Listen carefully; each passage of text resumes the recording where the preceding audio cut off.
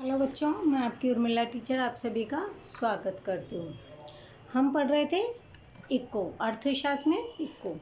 इसका हम chapter 5th पढ़ रहे थे। खर्च आय और उसकी संकल्पना, ये हमारा चैप्टर था। और हमने इसमें कुल स्थिर खर्च और कुल अस्थिर खर्च पढ़ा। उसके बाद में हमने कुल खर्च पढ़ा। तो आज हम इसका डायग्राम आपके सामने बना रहे हैं कि किस प्रकार से इसका डायग्राम बनता है। अब टेबल तो यहाँ बनी हुई है, इसलिए मैं इसमें नहीं लिख रही, वापस से समझाते हुए मैं आपको इसमें ये बनाते हैं। वैसे हमने अलग अलग तो बनाया ही था, कुल स्थिर खर्च और कुल स्थिर खर्च दोनों को। अब हम इसमें क्या करना है, कुल स्थिर खर्च, कुल अस्थिर खर्च और कुल खर्च, हमें इन तीनों डायग्रामों को यानी तीनों आकृति को हमें क्या करना है, एक जगह बनाना है। तो सबसे पहले हमें क्या करना पड़ेगा, ये देखो उत्पादन का प्रमाण आपका, तो हम जो शुरुआत से करते आ रहे हैं वही हमें अभी करना है। क्या करना है हमें, इसमें हमें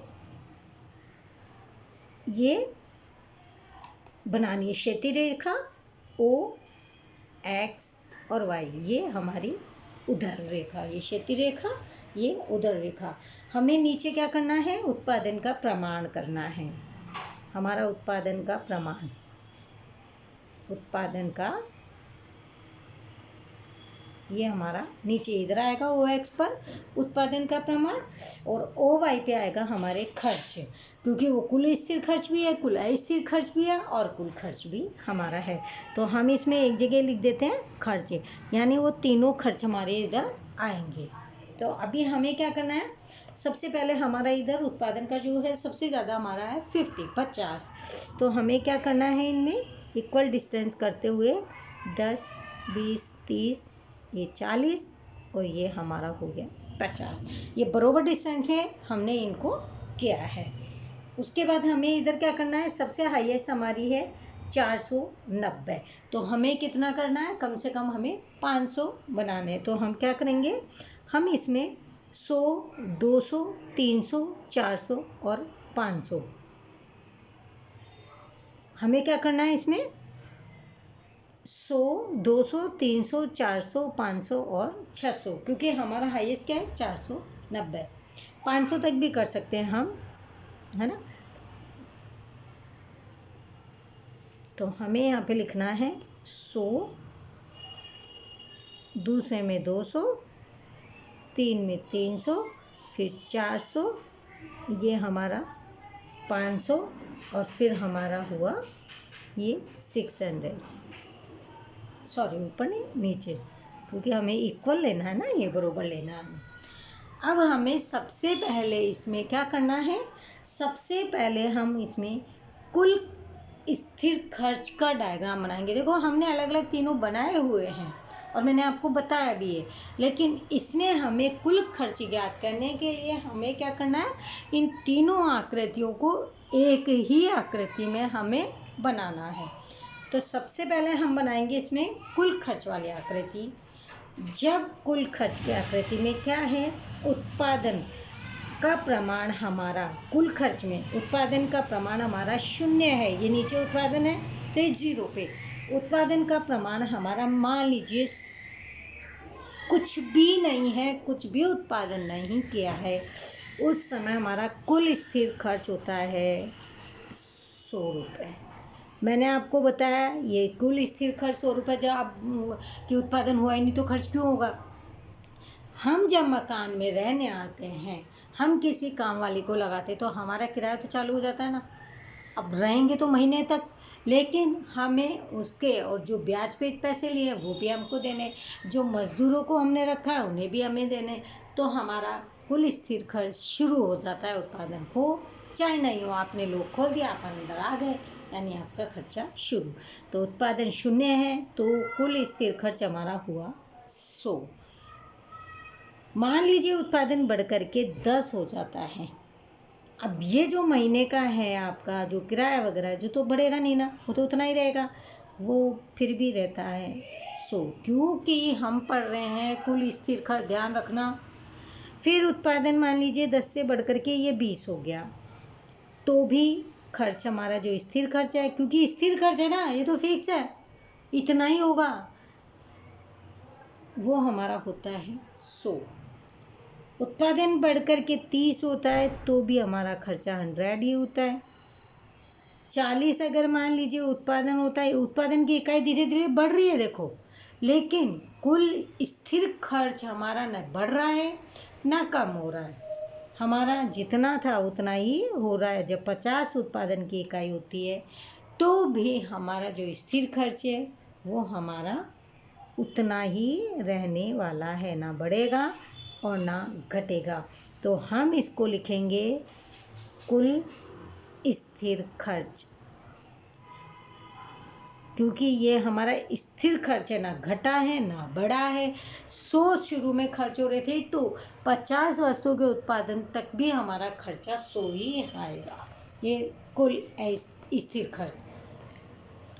अब हम कुल अस्थिर खर्च देखते हैं कि कुल अस्थिर खर्च, अगर मान लीजिए हमारा उत्पादन कुछ भी नहीं हो रहा, शुरू ही किया है, तो हमारा अस्थिर रहेगा खर्चा। क्यों रहेगा? क्योंकि जब हम उत्पादन ही नहीं कर रहे हैं तो हम कच्चा माल क्यों लाएंगे? हम जब लाएंगे ना, जब हमारे पास मशीनें होगी, रहने की जगह होगी, कोई काम वाला होगा, तब हम खर्चा करेंगे। अभी क्यों करेंगे? तो ये हमारा क्या हुआ, जब हमारा उत्पादन शून्य होता है तो हमारा खर्च भी कुछ भी नहीं होता, वो भी हमारा शून्य होता है। फिर मान लीजिए अब इसमें अस्थिर खर्च में क्या होता है कि उत्पादन पे प्रभाव पड़ता है। अगर उत्पादन कम है तो खर्च भी कम होगा, उत्पादन ज़्यादा है तो खर्च भी ज़्यादा होगा, क्योंकि ये हमारा है अस्थिर खर्च, ना कि हमारा स्थिर खर्च है। अस्थिर है ये इसलिए। फिर उत्पादन अगर मान लीजिए 10 बढ़ गया, 10 इकाई का बढ़ गया, तो खर्चा हमारा हो गया 80, यानी ये 100 है और 100 से थोड़ा नीचे 80 का हो गया। अस्थिर खर्च में कर रहे हैं हम लोग अभी। फिर मान लीजिए उत्पादन 20 हो गया तो हमारा अस्थिर खर्च भी बढ़ करके 80 से बढ़ करके कितना हो गया, 150, यानी इनके बीच में। जैसे जैसे उत्पादन बढ़ता है वैसे वैसे अस्थिर खर्च भी बढ़ता है, जैसे जैसे उत्पादन कम होता है अस्थिर खर्च भी कम होता है। फिर उत्पादन की इकाई मान लीजिए 30 हो गई, और तो कुल अस्थिर खर्च हमारा कितना हुआ, 210। ये 200 है और ये 210। ये धीरे धीरे ये भी बढ़ रहा है। फिर उत्पादन की इकाई अगर 40 कर दी तो कुल अस्थिर खर्च हमारा कितना होगा, 290। यानी देखो ना, धीरे धीरे बढ़ रहा है। अब ध्यान लगाओगे तो आपको दिखेगा। ये डायग्राम मैं इसीलिए इसे ध्यान से पेन से बना रही हूँ कि आपको दिखे और आप समझो। अब समझना तो आपको ही पड़ेगा।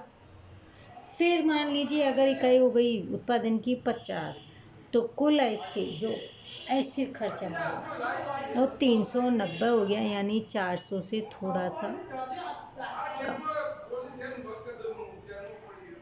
अब हम इसे क्या करेंगे, मिला देंगे और ये हमारा क्या होगा, कुल अस्थिर खर्च।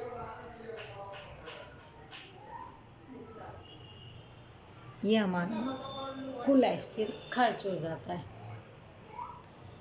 हमने नीचे कुल स्थिर खर्च का बनाया आकृति, फिर हमने बनाई कुल अस्थिर खर्च की। अब हम बताएंगे टोटल खर्चा हमारा कितना हुआ, यानी हमारा खर्चा तो हो ही रहा है ना, चाहे वो स्थिर खर्च हो चाहे वो अस्थिर हो, लेकिन जो कुल खर्चा जो इकाई में हो रहा है उसको हम ज्ञात करेंगे डायग्राम के माध्यम से। कि अगर उत्पादन का प्रमाण मान लीजिए कुछ भी नहीं है तो भी कुल खर्च हमारा हुआ कितना हुआ, ये हमारा हुआ 100, क्योंकि ये हो रहा था ना स्थिर खर्च में, तो भी हमारा हुआ 100 का। फिर मान लीजिए उत्पादन बढ़ करके 10 हो जाता है तो हमारा कुल स्थिर खर्च 180। 180 कैसे आएंगे, 100 और 80, 180। तो ये हमारा हो रहा है 180 का। फिर जब उत्पादन बढ़ करके 20 हो जाता है तो हमारा खर्चा कितना होता है, 220। 50 का ये टोटल खर्चा है। ये तो हमारा फिर और टोटल कैसे करेंगे, 150 और 100, कुल स्थिर खर्च तो 100 था ही, लेकिन कुल अस्थिर खर्च हमारा होता है 150 यानी 250। फिर इकाई बढ़ करके 30 हो गई। 30 होते कितना खर्चा बढ़ गया हमारा बाजार का, 310 ये 300 है और ये हमारा 310।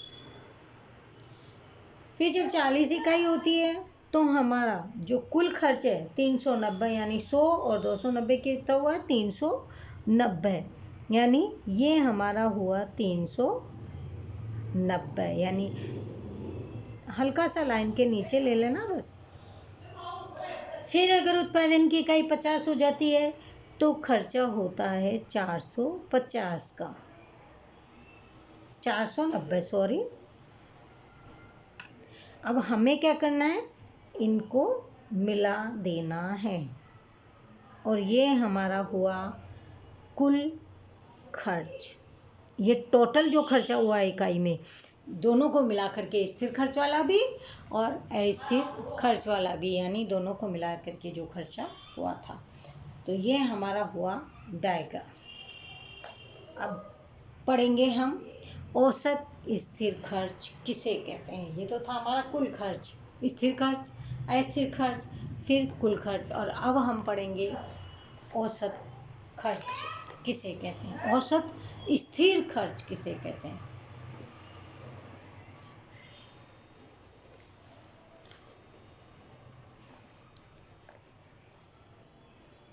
पीढ़ी के कुल स्थिर खर्च को उत्पादन, यानी पीढ़ी में जो कुल स्थिर खर्च था, कुल स्थिर खर्च कितना था, जैसे इसमें 100, कुल स्थिर खर्च को उत्पादन की कुल इकाई में भाग देने पर, यानी कुल स्थिर खर्च इसमें उत्पादन की इकाई से भाग देने पर, यानी 10 से भाग दिया, मान लीजिए 10 से भाग देने पर जो खर्च प्राप्त होता है उसे औसत स्थिर खर्च कहते हैं। किसे कहते हैं, उत्पादन पीढ़ी के स्थिर खर्च के द्वारा जो उत्पादन होता है, उस उत्पादन में उत्पादन का अगर भाग दे देंगे, डिवाइड कर देंगे, तो जो भी खर्च हो रहा है तो हमें क्या प्राप्त होगा, औसत स्थिर खर्च प्राप्त होगा। उसे औसत स्थिर खर्च या प्रति इकाई स्थिर खर्च, यानी एक इकाई में कितना खर्चा हो रहा है, वो प्राप्त होगा। इस खर्च को ज्ञात करने का सूत्र नीचे है। कैसे, औसत स्थिर खर्च कैसे निकालते हैं, कुल स्थिर खर्च में कुल उत्पादन को डिवाइड कर देंगे तो निकलेगा हमारा कुल स्थिर औसत खर्च, यानी औसत खर्च हमारा कैसे निकलेगा, औसत स्थिर खर्च कुल स्थिर खर्च में, यानी 100 जब था, जैसे जैसे इकाई बढ़ी, जैसे 10 20 30 बढ़ा, उसमें उनको भाग देते जाएंगे और हमारी औसत स्थिर खर्च निकलता जाएगा। ये हमारा खर्च, यानी AFC, ये यही है जो हिंदी में है, वो ये इंग्लिश में है, तो आप हिंदी में ही ध्यान रखो। एवरेज फिक्स कॉस्ट, AFC यानी एवरेज इस फिक्स कॉस्ट, ये देखो औसत स्थिर खर्च। फिर TFC यानी टोटल फिक्स कॉस्ट, यानी कुल खर्च। TP यानी टोटल प्रोडक्शन, कुल उत्पादन, ये हुआ। यानी ये तीनों हिंदी में भी दिए हुए हैं, इंग्लिश में भी, अगर आपको जो भी इजीली लगे कर लो, मगर इसका सूत्र याद रखना। एक उदाहरण से समझें कि एक पीढ़ी का कुल खर्च मान लीजिए 50,000 रुपये है, कुल स्थिर खर्च है उसका 50,000 रुपये, और पीढ़ी 1000 इकाई का उत्पादन करती है। अगर उसका खर्चा 50,000 है, उत्पादन हो रहा है हमारा 1000 का, तो इस परिस्थिति में औसत स्थिर खर्च कैसे ज्ञात करेंगे, डिवाइड करके। औसत स्थिर ज्ञात करने का सूत्र हमारा क्या था, कुल स्थिर खर्च, तो कुल स्थिर खर्च कितने हैं 50,000, भाग किस में देना है, कुल उत्पादन, कुल उत्पादन कितना हुआ 1000, तो 1000 का जब भाग देंगे तो हमारे पास जो राशि आएगी 50, वो होगी हमारा औसत स्थिर खर्च, वो हमें प्राप्त होगी। जैसे जैसे उत्पादन बढ़ता है वैसे वैसे कुल स्थिर खर्च अधिक से अधिक इकाइयों के बीच भी बढ़ता जाता है, यानी खर्चा भी उसके अनुसार इकाइयों में ही बटेगा। इसीलिए उत्पादन बढ़ने से औसत स्थिर खर्च घट जाता है। खर्चा क्यों घट जाता है? क्योंकि वो इकाइयों में बढ़ जाता है, उत्पादन में घट जाता है, जिससे औसत स्थिर खर्च की रेखा ढलान वाली होती है। ऋणात्मक यानी ऊपर वाली होती है और ढलान वाली यानी नीचे ढलती है, जिसे हम फिसलन बोलते हैं, नीचे की ओर वो होती है। ऋणात्मक या ढलान वाली होती है। अनुसूची और आकृति के द्वारा उत्पादन औसत स्थिर खर्च के बीच संबंध को दर्शाया गया है। देखिए इस तरीके की जो आकृति बनती है उसको बोलते हैं ढलान वाली। ये देखो इसका ये डायग्राम देखते हैं। उत्पादन का प्रमाण, हमारा उत्पादन का प्रमाण एक बार इसमें देखो फिर देखते हो। ये देखिए 10, तो उत्पादन का प्रमाण हमारा कितना है? 10 है। उसका कुल स्थिर खर्च 100 ही है, लेकिन औसत स्थिर खर्च हमें कैसे ज्ञात करना पड़ेगा? उसके लिए हमें ज्ञात करने के लिए क्या होगा कि जो आपके पास ये 100 है, इसको 100 को डिवाइड बाई 10, तो कितना हुआ? 10। ये आए 10 कैसे आए? ये 10 ऐसे आए, डिवाइड करने से आए, यानी 100 में 10 का भाग देंगे तो 10 आए। अब देखो 100 में 20 का भाग देंगे तो क्या होंगे? 0.5 यानी 5। 20 पंजे 100 बोलते हैं ना अपन, तो 5। यानी इसी प्रकार से हमें क्या करना है? फिर 100 जो उत्पादन इकाई में 100 में डिवाइड 30 का भाग देंगे तो हमारा आएगा 3.3। 40 में 100 का देंगे तो 2.5। 2500 और अगर 50 में देते हैं तो 0 ये हमारा ये भाग देने पर आ जाएगा। यानी क्योंकि ये हमारा है, हमें औसत खर्च ज्ञात करना है। औसत स्थिर खर्च, इसका सूत्र क्या है? औसत स्थिर खर्च का क्या है कि जो कुल स्थिर खर्च है, ये जो कुल स्थिर खर्च है, इसमें उत्पादन का भाग देने पे हमें औसत खर्च मिल जाता है। ये हमारा इसका सूत्र है। अब इसका हम डायग्राम बनाएंगे। औसत स्थिर खर्च की आकृति किस प्रकार से बनती है वो हम इसको बनाते हैं।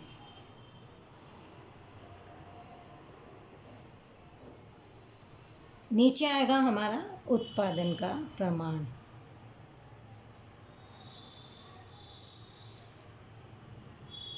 सबसे पहले ओ एक्स, ये हमारी क्षैतिज रेखा, ये हमारी ओ वाई ऊर्ध्वाधर रेखा। तो नीचे हमारा आएगा ओ एक्स पर उत्पादन का प्रमाण।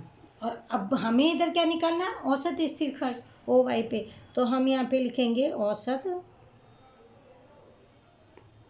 स्थिर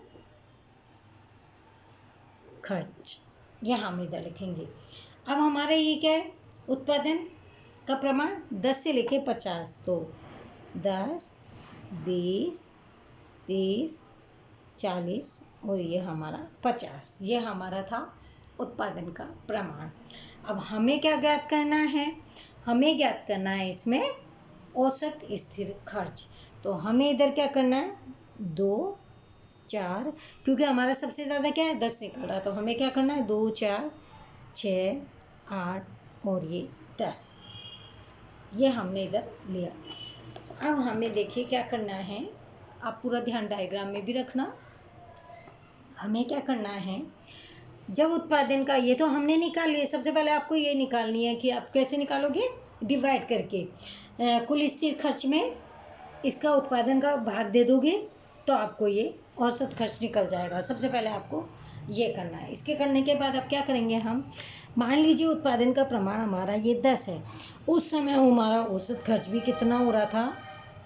10 ही हो रहा था, 10 हो रहा था। यानी फिर अब ये इतनी इकाइयों में खर्चा बढ़ जाएगा, यानी 10 इकाइयों में खर्चा बढ़ा है, क्योंकि उत्पादन भी हमारा कम था तो खर्चा ज़्यादा हुआ, तो वो 10 इकाइयों में हमारा खर्चा डिवाइड हो जाता है। फिर उत्पादन बढ़ कर के मान लीजिए 20 होता है, तो खर्चा हमारा कितना हो जाता है? 5, यानी 6 और 4 के बीच में ये हमारा हाफ। फिर उत्पादन मान लीजिए 20 से बढ़कर के 30 हो गया, तो हमारा खर्चा कितना हो गया? औसत स्थिर खर्च 3.3। ये कहाँ आएगा? ये हमारा 2 और 4 के बीच में आएगा, 3.3। फिर जब हमारा उत्पादन 40 हो गया तो हमारा खर्च हो गया 2.5, यानी एकदम से आधा। अब इसमें और इसमें ज़्यादा फर्क नहीं आएगा, ये और ये जो है उसमें। और जब हमारा उत्पादन 50 हो गया तो हमारा खर्चा हो गया 2 वाला। अब हम इसको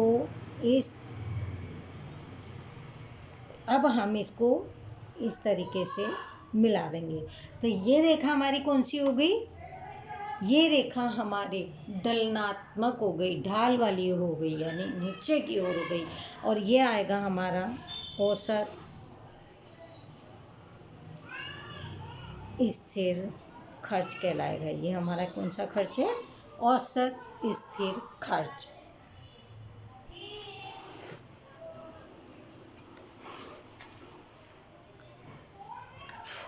अब हम इसको समझते हैं। जैसे जैसे उत्पादन बढ़ता जाता है, ये देखो, जैसे जैसे उत्पादन बढ़ता जाएगा औसत खर्च घटता जाएगा, औसत खर्च कम हो रहा है। कारण कि वो जो औसत खर्च जो था वो धीरे धीरे इकाइयों में बढ़ जाएगा। जो भी खर्चा होगा, जितना उत्पादन हो रहा है उसके अनुसार वो घटता जाएगा। उपयुक्त आकृति में OX अक्ष पर उत्पादन का प्रमाण, ये देख लिया हमने, OX पर उत्पादन का प्रमाण रखा है और OY अक्ष पर हमने क्या किया था? औसत स्थिर खर्च रखा था। उत्पादन जैसे जैसे बढ़ता है औसत स्थिर खर्च की रेखा बाईं ओर ऊपर से नीचे की ओर, ये बाईं ओर से ऊपर की नीचे की ओर आती है। ऊपर से जाके, यानी पहले ऊपर था, फिर धीरे धीरे धीरे धीरे नीचे की ओर आती है। औसत स्थिर खर्च घटता है, ये देखो धीरे धीरे खर्च कम हो रहा है, किंतु वह कभी भी शून्य नहीं होता। मगर ऐसा नहीं होगा कि कभी होगा ही नहीं, शून्य तो होगा ही नहीं, खर्च तो होगा ही ना कुछ तो, लेकिन वो शून्य नहीं होगा, यानी कि खर्चा होगा ही नहीं, ऐसा नहीं होगा। तो ये डायग्राम आपके समझ में आ गया होगा। अब हम पढ़ेंगे औसत अस्थिर खर्च। वो तो क्या था? औसत स्थिर खर्च हमने पढ़ा, जहाँ फिर औसत स्थिर खर्च इतना था तो हमें कैसे निकाला है। अब हम पढ़ेंगे औसत अस्थिर खर्च किस प्रकार से निकालते हैं। पीढ़ी के कुल अस्थिर खर्च को कुल उत्पादन से भाग देने पर, कुल अस्थिर खर्च में कुल उत्पादन, हमने इसमें क्या किया? कुल स्थिर खर्च को उत्पादन से दिया। अब हमें इसमें क्या करना है? कुल अस्थिर खर्च को उत्पादन में भाग देना है। औसत खर्च प्राप्त होता है, उससे क्या मिलेगा हमें? औसत अस्थिर खर्च। इसमें क्या मिला था हमें? औसत स्थिर खर्च प्राप्त हुआ था। औसत अस्थिर खर्च की यह प्रति इकाई स्थिर खर्च है। अब हर इकाई में खर्च अलग अलग तरीके से आता है, क्योंकि वो फिक्स नहीं है। इसमें तो क्या था? ये 100 रुपये जो थे स्थिर खर्च था तो वो फिक्स थे, लेकिन अस्थिर खर्च में एकदम से फिक्स नहीं होते हैं। उत्पादन चालू रखना, बंद करना, बढ़ाना, इससे संबंधित निर्णय लेने में औसत अस्थिर का उपयोगी है। यानी अगर आपका उत्पादन बन रहा है, अगर फैक्ट्री बंद है, औद्योगिक क्षेत्र बंद है, काम नहीं हो रहा, उत्पादन नहीं हो रहा है, तो इसका फर्क सीधा किस पे पड़ेगा? इस पर जो अस्थिर खर्च है उस पर पड़ेगा। यानी अस्थिर खर्च उसमें उपयोगी होता है। जब आपका काम वगैरह उत्पादन किसी भी प्रकार से नहीं हो रहा, लाइटें नहीं आ रही, तो आपको क्या होगा? आपका जो अस्थिर खर्च है वो आपका कम ज़्यादा होता रहता है। इस खर्च को ज्ञात करने का सूत्र इस प्रकार से, इसका तो क्या था? औसत स्थिर खर्च का कुल स्थिर खर्च को कुल उत्पादन में हमने भाग दिया था, लेकिन उसमें क्या करेंगे? औसत अस्थिर खर्च को क्या करेंगे? कुल अस्थिर खर्च में कुल उत्पादन का भाग देंगे। ये कुल अस्थिर खर्च है, इसमें हमें उत्पादन का भाग जब हम देंगे तो हमें प्राप्त होगा औसत अस्थिर खर्च, हमें प्राप्त होता है। तो औसत अस्थिर खर्च बराबर क्या हुआ? कुल अस्थिर खर्च को भाग किस में देंगे? कुल उत्पादन में भाग देते हैं हम, तो मिलता है हमें औसत खर्च, अस्थिर औसत खर्च। अब देखिए AVC equal TVC upon TP, जहाँ AVC क्या है? हमारा एवरेज वेरिएबल कॉस्ट, यानी औसत अस्थिर खर्च है। TVC हमारा क्या है? ये TVC यानी कुल अस्थिर खर्च क्या है? टोटल वेरिएबल कॉस्ट, यानी जो कुल अस्थिर खर्च है वो है। और TP हमारा क्या है? टोटल प्रोडक्शन, यानी कुल उत्पादन है। ये तीनों इंग्लिश और हिंदी में दिए हुए हैं। एक उदाहरण से समझे, मानो कि पीढ़ी का कुल अस्थिर खर्च अगर 150 रुपये है, अगर कुल अस्थिर खर्च हमारा कोई भी पीढ़ी में उत्पादन करने पर 150 रुपये है, 150 रुपये है, तो पीढ़ी 20 इकाई का उत्पादन करती है। जब मान रहे हैं हम, ये एक अनुमान लगा रहे हैं, अगर किसी वस्तु का उत्पादन खर्च 150 रुपये है, अगर किसी भी वस्तु का उत्पादन 20 वस्तु का अगर उत्पादन करते हैं तो उसमें खर्चा हमारा 150 का होता है। इस प्रकार स्थिति में औसत अस्थिर कर उपयुक्त सूत्र के द्वारा गणना करेंगे। तो उसका औसत अस्थिर खर्च हम कैसे निकालेंगे? हम निकालेंगे 150 हमारा कुल अस्थिर खर्च है, उत्पादन हमारा 20 है, 150/20, यानी औसत अस्थिर खर्च निकालने का सूत्र क्या है? 150 में हम 20 को भाग देंगे तो वो निकलेंगे हमारे 7.5, यानी तो जो ये प्राप्त होगा, तो ये क्या प्राप्त होगा? हमें औसत अस्थिर खर्च प्राप्त होगा। आया समझ में? कुल स्थिर खर्च और अस्थिर खर्च किस प्रकार से, कुल औसत स्थिर खर्च कैसे प्राप्त करते हैं और कुल अस्थिर औसत खर्च कैसे प्राप्त करते हैं, यानी इनके सूत्र को ध्यान में रखना है। फिर जैसे जैसे उत्पादन बढ़ता है वैसे वैसे कुल अस्थिर खर्च भी बढ़ता है, यानी उत्पादन बढ़ा तो खर्चा बढ़ा, उत्पादन घटा तो खर्चा भी कम हुआ। ये डिपेंड, अस्थिर खर्च किस पे डिपेंड करते हैं? उत्पादन पर डिपेंड करता है। शुरुआत में उत्पादन बढ़ने पर औसत अस्थिर खर्च घटता है, यानी शुरू में तो क्या है, जब उत्पादन किया ना तो खर्चा कम होता है, क्योंकि धीरे धीरे चालू होगा ना खर्चा। तो पहले तो एक मजदूर से भी काम चल सकता है, एक रूम की लाइट से भी काम चल सकता है, तो इस प्रकार से जो खर्च है वो भी कम होता है। उत्पादन जैसे जैसे फिर वो अपने रूटीन में आ जाता है, यानी जब उत्पादन बढ़ने लगता है, उत्पादन में बढ़ोतरी चालू रहने से स्थिर खर्च न्यूनतम हो जाता है, यानी जैसे जैसे उत्पादन में बढ़ोतरी होती है, उत्पादन जैसे जैसे बढ़ता जाता है, अस्थिर खर्च न्यूनतम हो जाता है, यानी उससे बढ़ता रहता है, अपने हिसाब से चलता रहता है। इसके बावजूद उत्पादन बढ़ने पर औसत अस्थिर खर्च भी बढ़ता है। और वो कैसे बढ़ेगा? क्योंकि अस्थिर खर्च है वो कम ज़्यादा होगा, जितना आप काम में लोगे उत्पादन, बिजली का, लाइटें, मजदूरें, इन सबको तो आपको देना ही पड़ेगा, तो उसके अनुसार ही औसत खर्च भी बढ़ता जाता है। अर्थात उसका संबंध किससे हुआ? उत्पादन के प्रमाण से, ऐसा कह सकते हैं। यानी उत्पादन जिस प्रकार से कम ज़्यादा होगा, अस्थिर खर्च भी हमारा कम ज़्यादा होता है, यानी एक दूसरे पर ये निर्भर होते हैं। इस विषय को एक अनुसूची और आकृति के द्वारा समझ सकते हैं, यानी इसका डायग्राम, इसे भी हम एक डायग्राम के माध्यम से ही समझेंगे कि कुल स्थिर खर्च किस प्रकार से होता है।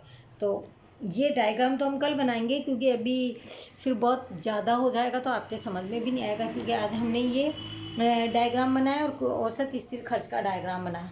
फिर अगर ये एक नया डायग्राम और बनाएंगे तो वो आप लोग शायद कंफ्यूज भी हो सकते हो, इसलिए तो आज हमने जो ये डायग्राम बनाया वो जहाँ तक है वो आपके समझ में आ गया होगा कि सबसे पहले तो कुल स्थिर खर्च और कुल अस्थिर खर्च, उस दोनों को जोड़ करके तो निकलता हमारा कुल खर्च। ये तो हमारा सीधा सीधा एक डायग्राम था, लेकिन हमें इसके अंतर्गत जो औसत स्थिर खर्च है उसमें हमें क्या करना पड़ता है? औसत स्थिर खर्च निकालने के लिए हमें कुल स्थिर खर्च में उत्पादन का भाग देना पड़ता है, तब हमें मिलता है कुल औसत स्थिर खर्च, यानी स्थिर खर्च में उत्पादन को डिवाइड किया जाता है तो निकलता है कुल औसत स्थिर खर्च। उसके अनुसार औसत अस्थिर खर्च कैसे निकलता है? औसत अस्थिर खर्च को निकालने के लिए हमें कुल अस्थिर खर्च को डिवाइड करना पड़ता है हमें कुल उत्पादन से। तो कुल स्थिर खर्च डिवाइड बाय कुल उत्पादन, तो हमारा क्या निकलेगा? कुल अस्थिर खर्च हमें मिलता है। तो ये दोनों डायग्राम आज हमने पढ़े, इनको एक बार ध्यान से बैठ के अच्छे से कर लेना। इनमें कोई भी परेशानी आए तो आप हमें पूछ सकते हो, क्योंकि ये थोड़ा ये वाला लेसन ही है। इसके बाद तो हमारे आराम से एसी वाले चैप्टर आ जाएंगे। ये थोड़ा फिर तो लेंथी भी है, थोड़ा बड़ा भी है चैप्टर भी, इसीलिए मैं थोड़ा आराम से इसको एक एक दो डायग्राम के जरिए इसको समझा रही हूँ। तो आज का लेक्चर तो हम यहीं पे रोकेंगे, लेकिन अगर आपको इसमें किसी भी प्रकार की कोई भी प्रॉब्लम है, कोई भी समस्या आ रही हो तो आप हमें पूछ सकते हैं। लेकिन आपको ये जो सूत्र है वो आपको इसमें याद करने पड़ेंगे। एक तो ये वाला सूत्र था हमारा, कुल खर्च किसे कहते हैं? कुल अस्थिर खर्च और स्थिर खर्च को जब दोनों को जोड़ दिया जाता है, योग किया जाता है, तो हमारा निकलता है कुल खर्च। औसत स्थिर खर्च का फॉर्मूला क्या है? कुल स्थिर खर्च को डिवाइड करेंगे कुल उत्पादन से, तो हमारा निकलेगा कुल औसत स्थिर खर्च। और औसत अस्थिर खर्च कैसे निकालेंगे? कुल अस्थिर खर्च में हम कुल उत्पादन को का भाग देंगे तो निकलेगा हमारा कुल अस्थिर खर्च। तो आज का लेक्चर हम यहीं पे रोकते हैं, आगे का कंटिन्यू हम कल इसी सब्जेक्ट के साथ करेंगे। थैंक यू एवरीवन, बाय बच्चों।